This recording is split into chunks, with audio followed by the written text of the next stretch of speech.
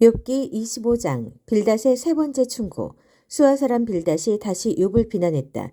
하나님은 주권자시오 무시무시한 분이시네. 우주의 모든 것이 그분의 계획대로 착착 움직이지. 그분의 천군 천사를 누가 다 헤아릴 수 있겠는가. 어딘들 그분의 빛이 비치지 않겠는가. 한낱 인간이 어찌 하나님께 맞설 수 있겠는가. 별 볼 일 없는 사람이 어찌 죄 없는 채 할 수 있겠는가. 하나님이 보실 때는 달도 흠이 있고 별들도 완전하지 않거늘 그에 비하면 민달팽이와 구더기에 불과한 평범한 사람들이야 더 말할 나이가 있겠는가. 욥기 26장 욥의 대답. 욥이 대답했다. 힘없는 사람에게 정말이지 큰 힘이 되어주는군. 절묘하게 때를 맞춰 도우러 왔어. 혼란에 빠진 사람에게 그런 멋진 충고를 하다니 통찰력이 정말 기가 막히군. 도대체 이 모든 것을 어디서 배웠나? 어디서 그렇게 대단한 영감을 얻었는가 말이네. 죽어서 땅에 묻힌 모든 자와 깊고 깊은 바다에 빠져 죽은 모든 이가 고통으로 몸부림치네. 하나님 앞에서는 지옥이 활짝 열리고 무덤도 파헤쳐져 훤히 드러난다네. 그분은 형체 없는 공간에 하늘을 펼치시고 텅 빈 허공에 땅을 매다시네. 뭉게구름 자루에 물을 부어 넣으시고 그 자루가 터지지 않게 하시지. 시간이 지남에 따라 달이 적절히 찼다 이울었다 하게 하시네. 대양 위에 수평선을 그으시고 빛과 어둠의 경계를 정하신다네. 하늘에서 우르릉 쾅쾅 천둥 소리가 들려오는군. 들어보게 하나님이 언성을 높이시네. 그분은 능력으로 바다 폭풍을 잠재우시고 지혜로 바다 괴물을 길들이신다네. 입김 한 번으로 하늘을 맑게 하시고 손가락 하나로 바다 뱀을 눌러버리시네. 그러나 이것은 시작일 뿐 그분의 통치를 알리는 속삭임에 불과하네. 하나님이 제대로 언성을 높이시면 우리가 무엇을 할 수 있겠는가.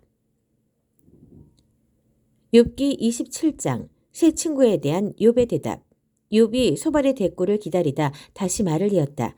살아계신 하나님, 그분이 나를 부당하게 대하셨네. 전능하신 하나님, 그분이 내 인생을 파괴하셨네. 그러나 내게 숨이 붙어있는 한, 하나님이 내게 생명을 불어넣으시는 한 참되지 않은 말은 한마디도 하지 않을 걸세. 그 어떤 엉터리 죄목도 인정하지 않을 걸세. 나는 자네들이 고발하는 내용을 인정할 수 없네. 목숨을 걸고 내 결백을 주장하겠네. 나의 결백을 꽉 붙들고 놓지 않을 것이며 결코 후회하지 않겠네. 내 원수의 사악한 실체가 드러났으면, 내 대적의 유죄가 밝혀졌으면, 하나님을 모르는 자들의 목숨이 갑자기 끊어지면, 하나님이 그들의 인생을 끝장내시면 그들에게 무슨 희망이 있을까? 재난이 닥칠 때 도움을 청하는 그들의 소리를 하나님이 들으실 것 같은가? 그들이 전능하신 분께 관심을 보인 적이 있던가? 그들이 과연 기도한 적이 있던가? 나는 자네들에게 하나님의 일하심을 분명하게 보여주었네. 전능하신 하나님에 대해 어떤 것도 감추지 않았어. 증거는 바로 자네들 앞에 있네. 자네들이 직접 볼 수 있지. 그런데도 어찌 허튼 소리를 계속하는가. 자네들이 했던 말을 그대로 자네들에게 돌려주겠네. 이것이 하나님이 악한 자들을 다루시는 방식이요. 악한 자들이 전능하신 하나님께 받을 몫일세. 그 자식들은 모두 비명 횡사하고 식탁에 올릴 빵이 부족할 것이네. 그들은 전염병으로 죽을 것이나 과부들은 남편이 죽어도 눈물 한 방울 흘리지 않을 걸세. 그들이 제 아무리 돈을 많이 벌고 최신 유형에 맞는 멋진 옷들을 사들여도 결국에는 선한 사람들이 그 옷을 입고 착한 사람들이 그 돈을 나누어 가질 거야. 그들이 아무리 근사한 집을 지어도 그 집은 한 차례의 겨울도 버티지 못할 걸세. 부자로 잠자리에 들지만 깨어나 보면 빈털털이라네. 두려움이 홍수처럼 그들을 덮칠 것이네. 한밤중에 회오리 바람이 불어 그들을 날려보내고 폭풍이 그들을 휩쓸 것이네. 그들의 흔적은 발자국 하나 남지 않게 될 걸세. 온갖 재해가 가차없이 그들을 뒤쫓아 달아날 곳도 숨을 곳도 없을 것이네. 비바람에 사정없이 얻어맞고 폭풍으로 완전히 찢길 것이네. 욥기 28장. 우리는 은을 품은 광맥이 있다는 것과 어떤 광석에서 금을 정련해내는지 알고 있네. 철은 땅속에서 캐내고 구리는 광석을 녹여었지. 광부들은 어두운 땅속을 뚫고 들어가 산의 뿌리를 더듬어 광석을 찾고 숨막히는 어둠 속에서 파고 또 판단해. 그들은 사람들의 자취가 없는 먼 곳에 수직 갱도를 파고 밧줄을 내려 갱도 안으로 들어가네. 지구 표면이 곡창지대라면 그 심층은 대장간이라서 광석에서 사파이어를 떼어내고 암석에서 금을 캐내지. 독수리는 그 가치를 알지 못하고 매는 거기에 눈을 두지 않네. 들짐승들은 그것을 의식하지 못하고 사자는 그것이 거기에 있는지도 모른다네. 그러나 광부들은 바위를 깨부수고 산을 뿌리째 파헤치네. 암석의 갱도를 들어 온갖 아름다운 보석을 찾아낸다네. 그들은 강의 근원을 발견하고 땅에 숨겨진 이 모든 보물을 캐낸다네. 하지만 지혜는 도대체 어디서 찾을까? 통찰력은 어디에 숨어 있을까? 사람들은 도무지 감도 못 잡고 어디를 찾아봐야 할지 전혀 모른다네. 지구의 심층은 여기에는 없다 말하고 깊은 바다에서는 그런 것은 들어본 적도 없다는 소리가 메아리쳐 오네. 지혜는 순금으로도 살 수 없고 아무리 많은 은을 갖다 바쳐도 구할 수 없어. 유명한 오빌의 금으로도 살 수 없고 다이아몬드와 사파이어로도 안 되네. 금이나 에메랄드는 비할 바가 못 되고 화려한 보석들도 어림없지. 진주 목걸이나 루비 팔찌 따위야 더 말할 것도 없네. 하나같이 지혜를 사는데 필요한 계약금에도 못 미치지. 황금이나 아프리카 다이아몬드를 아무리 높게 쌓아도 지혜의 상대가 될 수 없다네. 그럼 지혜는 어디에서 오며 통찰력이 있는 것은 어디일까? 아무리 둘러보아도 아무리 깊이 파들어가도 아무리 높이 날아도 찾을 수 없네. 묘지를 샅샅이 뒤지고 죽은 이들에게 물어보게. 우리도 그것의 소문만 들어봤소 하고 말할 걸세. 지혜에 이르는 길은 하나님만 아시고 지혜를 찾을 수 있는 곳 역시 그분만이 아신다네. 그분은 지상의 모든 것이 어디에 있는지 아시고 하늘 아래 모든 것을 보신다네. 바람에게 명하여 불게 하시고 물의 양을 재어 나누시고 비가 어떻게 내릴지 정하시고 천둥 번개가 터지게 하신 후에 하나님은 지혜를 보셨네. 지혜를 시험하시고 만반의 준비를 갖추게 하셔서 언제든 쓰일 수 있도록 만드셨네. 그러고 나서 사람들에게 말씀하셨지.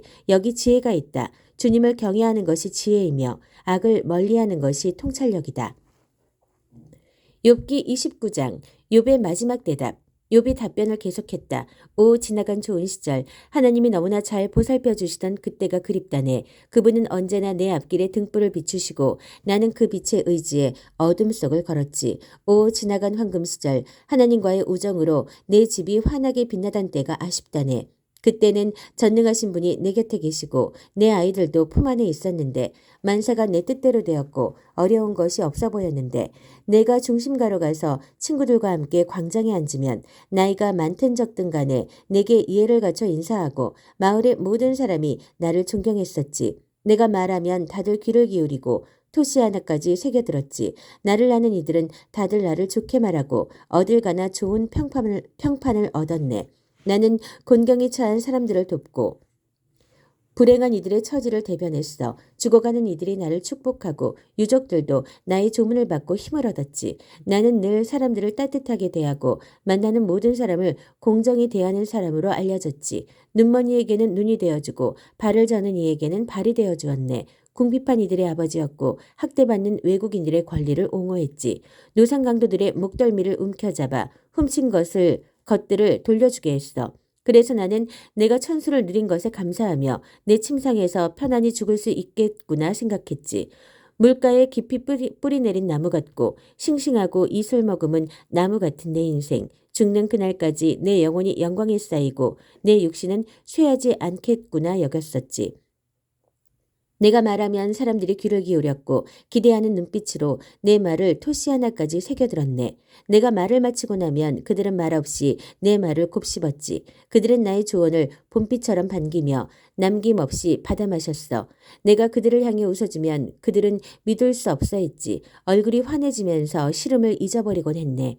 내가 그들의 지도자로 분위기를 주도하고 모범을 보이면 그들도 그 길을 따라 살았다네. 내가 이끄는 대로 따라왔지. 욥기 30장. 그러나 이제는 아닐세. 이제 나는 저들의 비웃음거리요 나의 어린 불량배와 애송이들의 조롱거리가 되었네. 내가 그 아비들을 미숙한 하룻강아지 정도로 여겼었는데 저들은 아비보다 못한 작자들이네. 아무짝에도 쓸모없는 길바닥의 더러운 동물이지. 그들은 굶주린 채 먹을 것을 찾아 뒷골목을 뒤지고 달을 보고 지저대네. 집도 없이 떠돌며 달아빠진 뼈다귀나 씹고 낡은 깡통이나 핥는 자들. 위험한 불량자로 찍혀 마을에서 쫓겨난 자들이네. 누구에게도 환영받지 못하고 쫓겨나 버렸지. 자네들도 마을 변두리에서 나는 소리를 들을 수 있을 걸세. 그것은 쓰레기장에 모여 요란하게 지저대는 무리, 처참하게 쫓겨나 이름도 없이 구걸하는 무리가 내는 소리일세. 이제 나는 그들의 표적이 되어 학대와 조롱과 비웃음을 받는다네. 그들이 나를 혐오하고 욕하네. 악당 같은 놈들이 내 얼굴에 침까지 뱉는다네. 하나님이 나를 망하게 하시고 그대로 내팽개치시니 그들이 거침없이 내게 달려들어 온갖 행패를 부린다네. 보이지 않는 곳에서 불쑥 다가와서 다리를 걸어 나를 쓰러뜨리고 공격하네. 그들이 나를 망가뜨리기로 작정하고 내 앞에 온갖 장애물을 놓는데도 누구 하나 몸을 일으켜 나를 돕지 않아. 그들은 쇠약해진 내 몸에 폭행을 가하고 망가져 쑥대밭이 된 내 인생을 짓밟는다네. 두려움이 나를 덮쳐 내 위험이 갈기갈기 찢기고 구원의 희망은 연기처럼 사라졌네. 고통이 나를 붙잡고 놓아주지 않으니 이제 내 기력이 다하였네. 밤에는 뼈마디가 쑤시고 고통이 멈추지 않네. 손발이 묶이고 목에는 올가미가 걸렸어. 몸을 비틀고 몸부림치다가 진흙탕에 처박혀 온통 진흙투성이가 되었네. 하나님, 내가 도와달라고 소리쳐도 주께서는 가만히 계십니다. 아무 답도 주지 않으십니다. 이렇게 주님을 바라보고 서서 항의하는데도 주께서는 빤히 바라만 보고 계십니다. 주께서 나를 이리저리 때리고 걷어차시니 나를 괴롭히는 분이 되셨습니다. 한때 주께서 나를 높이 들어 올리셔서 의기양양했으나 다음 순간 높은 곳에서 떨어뜨리시니 나는 산산조각 났습니다. 이제 알겠습니다. 주께서는 나를 죽여 한 길 땅속에 두실 작정이시군요. 내가 무슨 짓을 했기에 이러십니까? 도움을 청하는 사람을 때리기라도 했습니까? 어렵게 사는 이들을 위해 내가 울지 않았습니까? 가난한 이들의 처지를 보고 아파하지 않았습니까? 그런데 이 어찌된 일입니까? 선을 기대했건만 악이 모습을 드러내고 빛을 발했건만 어둠이 깔립니다. 속이 쉴 새 없이 울렁거리고 도무지 진정되지 않습니다. 날이 갈수록 더 큰 고통이 찾아옵니다. 어디를 가든 먹구름이 끼어 있습니다. 해는 보이지도 않습니다. 나는 사람들이 모여 있는 곳에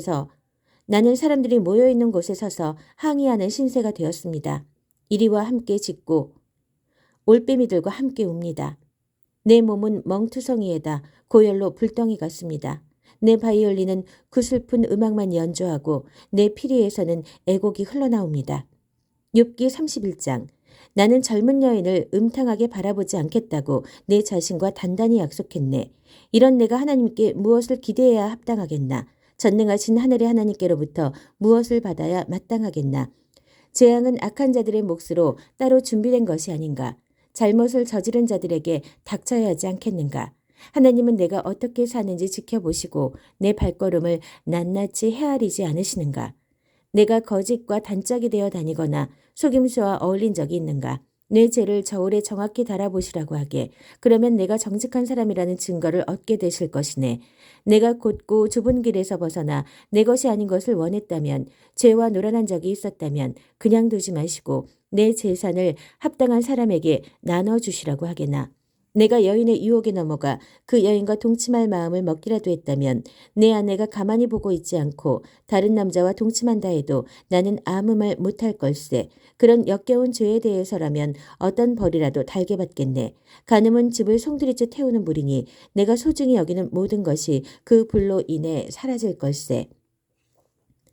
아랫사람들이 내게 불만을 표출했다고 해서 내가 그들을 부당하게 대한 적이 있던가. 그랬다면 하나님 앞에서 내가 무슨 말을 할 수 있겠나. 하나님이 내 장부를 조사하실 때 감히 뭐라 말씀드리겠나. 나를 만드신 하나님이 그들도 만들지 않았나. 우리 모두 같은 재료로 만들어져 하나님 앞에서 동등한 존재가 아닌가. 내가 가난한 이들의 어려움을 무시하고 궁핍한 이들을 외면한 적이 있던가. 그들이 쇠진할 때 내 사정만 살피고 내 배만 채웠던가. 내 집의 문이 그들에게 항상 열려 있었고 그들을 항상 식탁으로 맞아들이지 않았던가. 가난한 가족이 따뜻한 옷이 없어 추위에 떨도록 그냥 내버려 둔 적이 있던가. 내가 건넨 겉옷을 보고 그들이 나를 축복하지 않았던가. 내가 내 힘과 영향력을 믿고 불행한 자들을 착취한 적이 한 번이라도 있는가. 그렇다면 주저 말고 내 두 팔을 부러뜨리고 손가락을 모두 잘라버리게. 내가 하나님을 경외하기에 이런 일들을 하지 않았네. 그랬다면 내가 어찌 그분의 얼굴을 똑바로 뵐 수 있겠나. 내가 크게 한몫 잡기를 바라고 은행을 숭배했던가. 재산이 많다고 우쭐거리거나 부유함을 뻐기기라도 했던가. 해의 찬란함에 경외감을 느끼고 달의 아름다움에 마음을 빼앗긴 나머지 남몰래 그것들을 숭배한 적이 있던가. 그랬다면 하나님을 배신한 것이니 어떤 벌이라도 기꺼이 받겠네. 내가 원수의 파멸을 보고 환성을 지르거나 경쟁자의 불행을 고소해야 한 적이 있는가? 아닐세. 나는 험담 한마디 한 적 없고 작은 목소리로 그들을 저주한 적도 없네. 내 집에서 일한 사람들이 이렇게 말하지 않았던가. 주인님은 우리를 잘 먹이셨습니다. 언제나 한 그릇 더 먹게 해주셨지요. 나는 여행자가 거리에서 자도록 내버려 둔 적이 없네. 우리 집은 여행자들에게 늘 열려 있었지. 내가 사람들의 입이 무서워 이웃의 험담이 두려워 운둔을 선택했던가. 아담처럼 죄를 숨기고 잘못을 덮으려고 문을 닫아 걸었던가. 자네들도 잘 알다시피 나는 그러지 않았네. 오, 누구 내 말을 들어줄 사람 없을까? 나는 답변서를 작성하고 서명까지 마쳤네. 이제는 전능하신 분께서 대답하실 차례일세. 그분의 기소장을 보고 싶군. 그 답변서는 누구나 볼 수 있네. 그 내용을 종이에 큼지막하게 써서 동네를 돌 생각이거든. 나는 왕자부터 거지까지 모든 사람들에게 내 삶의 행적을 낱낱이 해명할 생각이네. 내가 경작하는 땅이 나를 고소하거나 바디랑들이 혹사를 당해 눈물을 흘린다면 나의 이익을 위해 땅을 훼손하거나 정당한 땅 주인들을 쫓아낸 적이 있다면 그 땅에서 밀 대신 엉겅퀴가 자라고 보리 대신 잡초가 나도록 저주해도 무방하네. 이로써 새 친구를 향한 욥의 말이 끝났다.